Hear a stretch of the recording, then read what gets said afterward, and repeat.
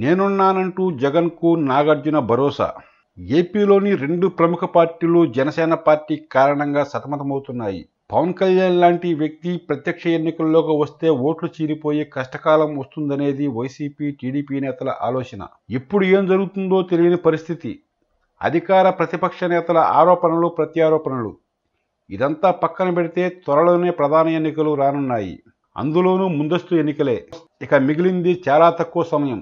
ప్రజలను తమ వైపు తిప్పుకునే ప్రయత్నం అధికార పార్టీ చేస్తుండగా ఈ ఎన్నికల్లో గెలుపు తమదేనన్న ధీమాతో వైసీపీ ఉంది. అయితే జనసేన పోటీ చేస్తే 2 పార్టీలకు ఇబ్బందులు తప్పు అనేది రాజకీయ పరిశీలకుల భావన. ఇలాంటి పరిస్థితుల్లో వైసీపీ అధికారంలోకి రావాలంటే ఖచ్చితంగా ప్రచారకర్తను నియమించుకోవాలన్న ఆలోచనలో జగన్ ఉన్నట్లు తెలుస్తోంది. అందులోనూ ప్రజలకు దగ్గరగా ఉండే వ్యక్తి అయితే మరీ మంచిదన్నది జగన్మోహన్ రెడ్డి ఆలోచన. అందుకే ఆలోచించి ఒక నటుడిని ఎంచుకున్నట్లు సమాచారం. ఆయనే నాగార్జున. ఇప్పటికే నాగార్జునకు మంచి క్రేజ్ ఉంది. అగ్ర హీరోల్లో ఆయన కూడా ఒకరు. వైఎస్ రాజశేఖర రెడ్డి అత్యంత సన్నిహితులు. వైసీపీ రెడ్డి విజయసాయి రెడ్డికి కూడా నాగార్జున మంచి మిత్రుడు. ఇదంతా జగన్మోహన్ రెడ్డికి బాగా కలిసొచ్చే అంశమే.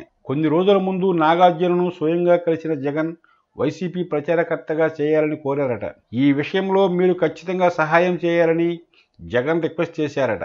దీంతో నాగార్జున చిన్న విషయానికి ఇంతలా అడగాల్సిన అవసరం లేదని, ఖచ్చితంగా తన వంతు సహాయం చేస్తారని హామీ ఇచ్చారట.